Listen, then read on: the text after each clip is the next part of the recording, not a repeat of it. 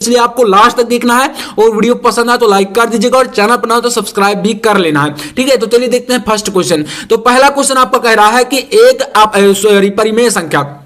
देखिए दोस्तों, यहां पर आपको बता दूं कि इस बार परिमेय संख्या और अपरिमेय संख्या आपको बिल्कुल बेहतरीन तरीके से क्लियर कर लेनी है। इनकी आपको परिभाषाएं जो है याद कर लेनी कि परिमेय संख्या क्या होती है, इसको किस रूप में लिखा जा सकता है, P बटा Q के रूप में किसे जो है लिखा जा सकता है, अपरिमेय संख्या क्या है। मतलब यहां पर दोनों को बिल्कुल अच्छे तरीके से आप लोग कवर करके चलिएगा, क्योंकि इससे आपके बोर्ड एग्जाम में इस बार बहुत ज्यादा मात्रा में क्वेश्चन आने वाले हैं। तो यहां पर आपका क्वेश्चन कह रहा है कि एक परिमेय संख्या और एक अपरिमेय संख्या का योग होता है। मतलब दोस्तों यहां पर क्वेश्चन कर रहा है कि जैसे हम कोई परिमेय संख्या लें, ठीक है, और एक जो है अपरिमेय संख्या लें और दोनों को अगर हम जोड़ दें, ठीक है, मतलब ऐड कर दें, तो उनका जो योग आएगा उन संख्याओं का, वह जो संख्या नहीं बनेगी वह कौन सी होगी, यानी कि परिमेय संख्या होगी वह भी, या अपरिमेय संख्या होगी, या एक होगा, ठीक है, या ए एवं बी दोनों होंगे, मतलब कि परिमेय और अपरिमेय दोनों होंगे। तो देखिए यहां पर दोनों तो नहीं हो सकती, बिल्कुल नहीं हो सकती। ठीक है, तो यहां पर देखिए मैं बता दूं कि एक भी नहीं होगी और ए एवं बी दोनों नहीं होगी। ठीक है, तो परिमेय और अपरिमेय बचता है, तो यहां पर आपका राइट हो जाएगा अपरिमेय संख्या। ठीक है, मतलब जब आप लोग परिमेय संख्या को और अपरिमेय संख्या को जोड़ेंगे तो आपका बनेगा क्या, अपरिमेय संख्या। ठीक है, तो यहां पर ज्यादातर आपका यही राइट हो जाएगा, मतलब ये आपका बिल्कुल राइट आंसर होगा इसमें। ठीक है, चलिए अगला देखते हैं। दूसरा जो क्वेश्चन है वह क्वेश्चन आपका ये भी आपका परिमेय अपरिमेय संख्याओं से। देखिए इस बार जो है मैं बता चुका हूं कि आपको जो है परिमेय और अपरिमेय संख्या बिल्कुल अच्छे तरीके से जो है तैयार करके जाना है, मतलब काफी ज्यादा मात्रा में क्वेश्चन इस बार आने वाले हैं। तो देखिए कहा गया कि अपरिमेय संख्या है।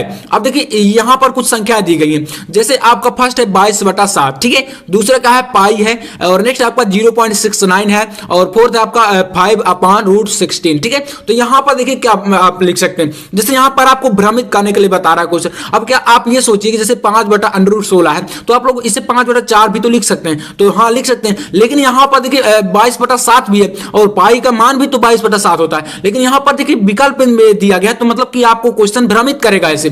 तो आपको बता दूं कि जो आप जैसे इस प्रकार का क्वेश्चन आता है तो आप क्या करेंगे, वहां पर आप लोग जो है पाई को कर देंगे, मतलब कि यहां पर आपका जो है इसका जो है मान डिफाइन नहीं है, यहां पर ये संख्याएं दी गई, तो आप संख्याओं को छोड़कर डायरेक्टली पाई को सेलेक्ट करेंगे। ठीक है, तो यहां पर अपरिमेय संख्या आपका कौन सा हो जाएगा, पाई हो जाएगा, मतलब सेकंड ऑप्शन आपका इसमें राइट हो जाएगा। ठीक है, इसके बाद चलिए देखते हैं क्वेश्चन नंबर 3 को। तो तीसरा देखिए क्वेश्चन कह रहा है कि √2 और √3 के बीच एक परिमेय संख्या है।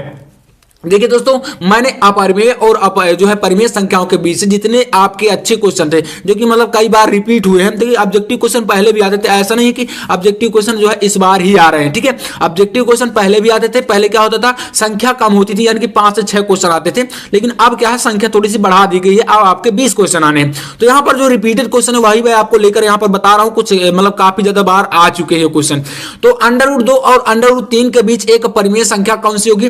फर्स्ट है आपका 6/2, सेकंड है 3/4, और थर्ड है आपका 3/2, और आपका क्या है चौथा 4/5 है। तो यहां पर इन दोनों के बीच जो परिमेय संख्या होगी वह आपकी होगी 3/2, यानी कि 3/2, जो कि आपका थर्ड ऑप्शन है, तो यहां पर यही आपका क्या होगा, करेक्ट हो जाएगा। ठीक है, चलिए अगला क्वेश्चन है आपका, यहां पर देखिए कह रहा है कि यदि a/3, ठीक है, यदि a/3 - b/4 = 1 है, तो इसमें आपको देखिए यहां पर ये एक प्रकार से क्या है, इक्वेशन है, में a बराबर 6 है तो b बराबर क्या होगा। अब देखिए काफी सिंपल यार, आप इसको जो है आसानी से सॉल्व कर लेंगे। क्या करेंगे, तो पहले आप लोग देखिए a का मान क्या है, 6 है, तो यहां पर आप लोग a/3 है, तो a की जगह पर आप लोग 6 रखेंगे, तो क्या होगा, ये आपका 3/6 होगा यहाँ पर, तो 3 से क्या होगा, डिवाइड हो जाएगा, बचेगा क्या, यहाँ पर पूरा टर्म आपका 2 हो जाएगा। अब 2 को आप क्या करेंगे, 2 को आप लोग इधर ले जाएंगे, मतलब यहाँ पर पक्षांतर कर देंगे, तो 1 - 2 यानी कि आपका -1 ही बचेगा, और 4 से आप लोग डायरेक्टली गुणा करा देंगे, तो आपका क्या हो जाएगा। जैसे मैं थोड़ा सा इसको आपको बता देता हूं ताकि आपको थोड़ा सा ये हो कि हाँ हो जाएगा। जैसे यहां पर क्या है, a/ आपका 3 है और -b/ क्या है आपका 4 है, इसके बाद यहां पर इक्वल में क्या है 1 है, और a का मान हमारे यहां पर जो है दिया गया है तो 6 है, तो a का मान हमारे पास दिया गया। ठीक है, अब क्या करेंगे, यहां पर इसको जो है पुट कर देंगे, तो 6/3 - b/4 = 1, ये आपका बना। अब इसमें क्या करेंगे आप लोग, यहां पर इसको डिवाइड कर देंगे तो आपका 2 पूरा पूरा हो जाएगा। ठीक है, तो यहाँ पर आप लोग -b/4 इक्वल टू कर सकते हैं। जो ये 2 है ये आपका 1 और ये माइनस यानी 75 में चला गया। तो अब आप देखिए यहाँ पर क्या आएगा, ये आपका -b/4 इक्वल टू आपका यहाँ पर देखिए -1 है, सॉरी प्लस का 1 है, माइनस का 2 यानी कि बड़ी संख्या क्या है, ऋणात्मक है, तो बचेगा क्या, माइनस का 1 बचेगा। अब यहाँ पर -b इक्वल आप क्या करेंगे, 4 को इससे गुणा करा देंगे तो -4 हो जाएगा, और ये माइनस से माइनस कैंसिल हो जाएगा, तो b का मान हमारा 4 आ जाएगा। तो मतलब यहाँ पर आप लोग किसी विकल्प में दिए गए तो हाँ, यहाँ पर फर्स्ट ऑप्शन है आपका जो कि 4 है, तो ये आपका बिल्कुल करेक्ट आंसर हो जाएगा, यानी कि चौथे का पहला आपका करेक्ट हो जाएगा। तो मतलब देखिए थोड़ा सा माइंड लगाना है, जो है काफी आसान क्वेश्चन आने वाले हैं, तो आप अगर थोड़ा सा दिमाग लगाते हैं तो बहुत अच्छे तरीके से आप पूरे नंबर लाएंगे। मैथ में बहुत आसान होता है। ठीक है, चलिए अगला क्वेश्चन देखते हैं। क्वेश्चन नंबर 5 है, इसमें कहा गया कि यदि द्विघात समीकरण, ठीक है, यहाँ पर क्वाड्रेटिक इक्वेशन आपका दिया गया है, द्विघात समीकरण कहा गया है कि यदि 3x² - 6x और प्लस के इक्वल टू आपका 0 हो तो इसके मूल क्या होंगे, समान है। मतलब कि जो ये आपका इक्वेशन है इसमें आपका कह रहा है कि मूल जो है समान है, तो आपका k का जो वैल्यू होगा वह कौन सा होगा। ठीक है, यानी कि k का मान हमें यहाँ पर निकालना है। तो देखिए यहाँ पर आपका जो विकल्प दिया गया इसके अनुसार, यहाँ पर पहला क्या है 3 है, दूसरा आपका 6 है। ठीक है, इसके बाद आपका तीसरा क्या है 9 है, और नेक्स्ट आपका 12। तो मैं बता दूं कि इसका जो आपका k का मान होगा वह आपका 3 होगा। आप इसको थोड़ा सा सॉल्व कर लीजिएगा। ठीक है, तो मतलब यहां पर इसी प्रकार से जो क्वेश्चन आपसे मतलब आपको भ्रमित करे तो आप उनको जो है सॉल्व भी कर सकते हैं, क्योंकि देखिए आपकी जो कॉपी रहेगी वहां पर आप जो है पीछे साइड में रफ कार के लिए यूज कर सकते हैं, उसमें कोई नहीं होता, बस आप लोग कर लीजिएगा और इसको लास्ट में जो है काट दीजिएगा। मतलब देखिए इस प्रकार से नहीं काटना, आप जैसे किसी लास्ट के पेज में कॉपी में जो है कर रहे हैं तो आप लोग उसको इस प्रकार से क्रॉस कर दीजिएगा, बाकी ये नहीं कि आप इस तरह से बिल्कुल काटने लग जाए। ठीक है, तो यहाँ पर क्रॉस से काट देना। ठीक है, और ऊपर आप लिख भी सकते हैं कि रफ्तार के लिए यूज किया गया। ठीक है, चलिए छठवां क्वेश्चन कह रहा है कि द्विघात समीकरण में जिसमें आपका समीकरण है 2x² - 4x + 1। ठीक है, तो 2x² - 4x + 1 इक्वल टू आपका क्या है 0 के मूल है। तो यहां पर आपका कौन सी जो है संख्या होगी, कैसे आपका मतलब यहां पर आपको ये बताना है। तो यहां पर जैसे पहला क्या है वास्तविक और बराबर हो, और नेक्स्ट आपका वास्तविक और भिन्न है, नेक्स्ट आपका है वास्तविक नहीं है, और आपका चौथा है वास्तविक। ठीक है, तो यहां पर आपका कहा गया कि द्विघात समीकरण में जो आपका इक्वेशन है इसके जो मूल होंगे वह कैसे होंगे। तो यहां पर मैं बता दूं कि आपका वास्तविक और भिन्न होंगे, जो भी इसके मूल निकल के आएंगे वह क्या होंगे, वास्तविक और भिन्न होंगे, यानी कि आपका बी इसका जो है सेकंड ऑप्शन आपका बिल्कुल राइट हो जाएगा। ठीक है, तो ये आपका यहां पर इस प्रकार से करेक्ट होगा। इसके बाद आपका 7वां क्वेश्चन है, कह रहा है कि सभी वर्ग होते हैं। देखिए मैंने आपको बताया था एक बार कि जो वर्ग होते हैं, जैसे कि यहां पर हम कोई वर्ग बना रहे हैं। ठीक है, वर्ग क्या होता है, चारों भुजाएं बराबर होती हैं। अब कोई वर्ग है, इसकी मान लीजिए भुजा जो है 4-4 सेंटीमीटर की है सारी, और इसी प्रकार से एक और वर्ग हम बनाएं तो क्या होगा, इसके अगर हम भुजाएं 5-5 सेंटीमीटर कर दें, और इसी प्रकार से कोई वर्ग बनाएं और उसकी भुजाएं जो है बढ़ा दें यानी कि 6-6 सेंटीमीटर कर दें, तो देखिए क्या होता है, यहां पर वर्ग आपके सर्वांग सम नहीं होंगे, और ए एवं बी यानी कि दोनों तो हो नहीं सकते। ठीक है, सर्वांग सम नहीं तो ए एवं बी दोनों नहीं होंगे,